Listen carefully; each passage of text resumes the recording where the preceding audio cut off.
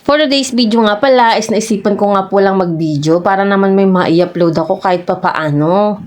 At eto nga, for the almusal na nga ang mamiroan nyo at sakto nagluto nga pala ng champurado yung hipag ko.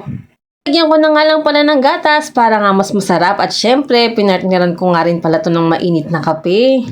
Ang bandang tanghali naman, pagkaligo ko is naisipan ko nga rin palang magluto nitong ginisang repolyo na may corned beef. Ito naman may repolyo sa rep kaya ito na lang talaga yung ulaman namin para sa patanghalian. Bumili na nga lang pala ako ng corned beef sa tindahan kasi ito talaga yung mabilisang pwedeng iluto namin kasi nga medyo tanghali na nga rin.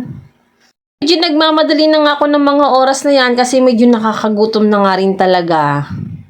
Yun na nga at medyo sinipag pa nga rin pala akong mag-video kahit papaano.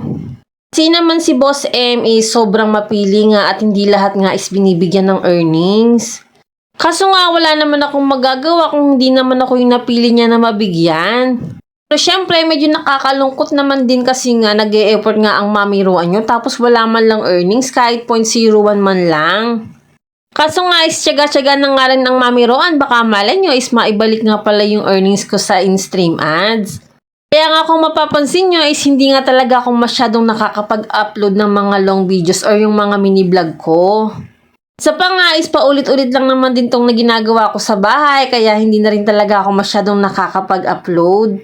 Ito nga maluluto na nga pala yung ulam namin at sobrang dali nga lang palang maggisa na talaga nitong repolyo. Siyempre pagkaluto nga nito is kakain na nga rin pala kami ng pananghalian. Nung pagkatapos naman namin kumain is tinapos ko na nga rin pala yung ginagawa ko as usual for the laban na naman ang mamiroan nyo. Totoo lang talaga is sobrang sipag ko naman talagang maglaba lalo nga sana kung bibigyan nyo ako ng pangmerienda, char.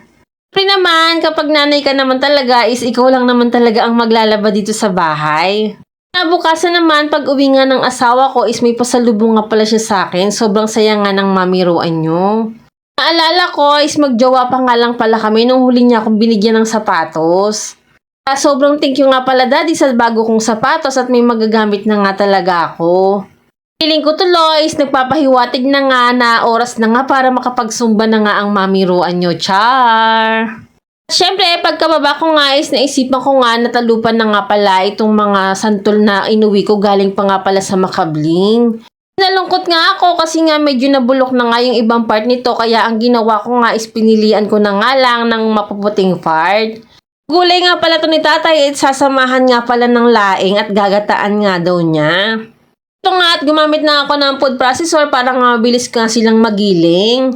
Ito talaga is pangkaid ng nyug ang ginagamit ko para nga mapino tong mga santol na to. Pero ngayon is ito na nga ang ginamit ko, tong food processor. Tapos nga nito is sinugasan ko at pinigaan ko at binabad ko na nga muna sa tubig at saka inilagay ko nga muna sa freezer. Nga daw is gabi pa nga daw pala ito lulutuin ni tatay.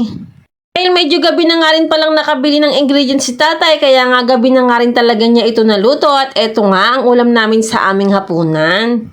Ang sarap nga kasi at sobrang daming lahok nga ng iniligay ni tatay. Ito na nga pala yung ginitaang laing na may santol. O siya hanggang dito na lang po muna. Salamat po sa panonood. Bye!